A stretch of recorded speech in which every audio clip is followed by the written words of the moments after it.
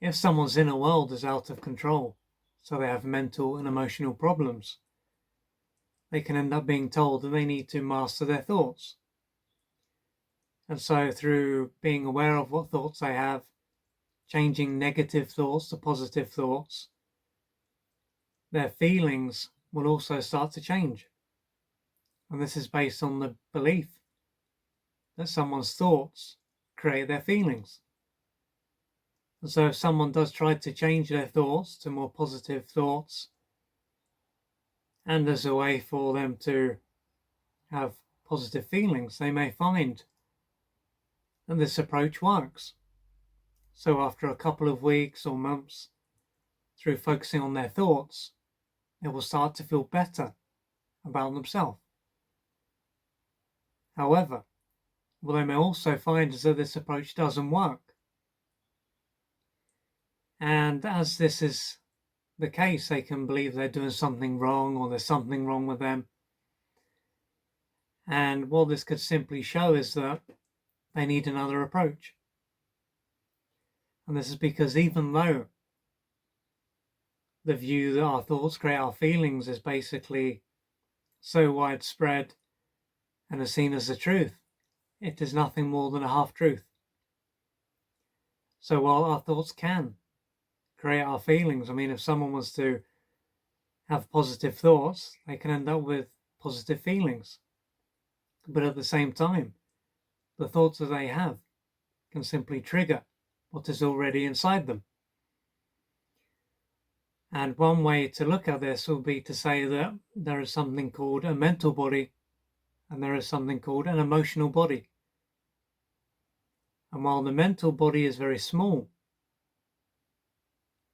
the emotional body is very big in comparison. And when it comes to the emotional body, this can also be seen as the unconscious mind, whereas the mental body could be seen as the conscious mind. And so if someone is carrying a lot of emotional pain, emotional wounds, trauma in their body from perhaps things that have happened in their adult life and what goes back to their childhood, what is in their body is going to try to come up to receive their attention so it can be resolved.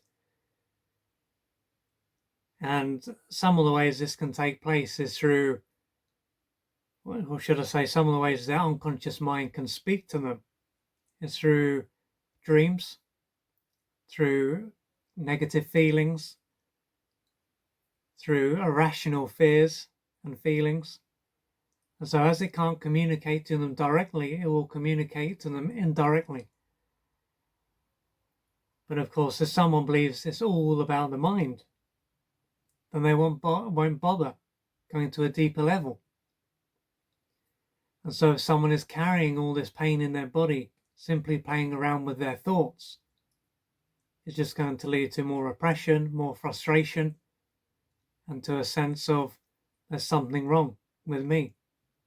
That's what someone can believe. So if someone does have a lot of negative thoughts and feelings, it might be a good idea for them to resolve what is taking place at a deeper level.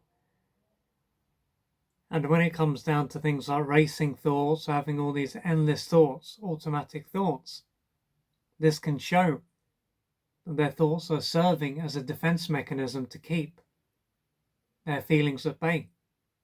So as they start to work through their emotional pain, their thoughts can settle down because they will have no reason to protect them from what is taking place at a deeper level.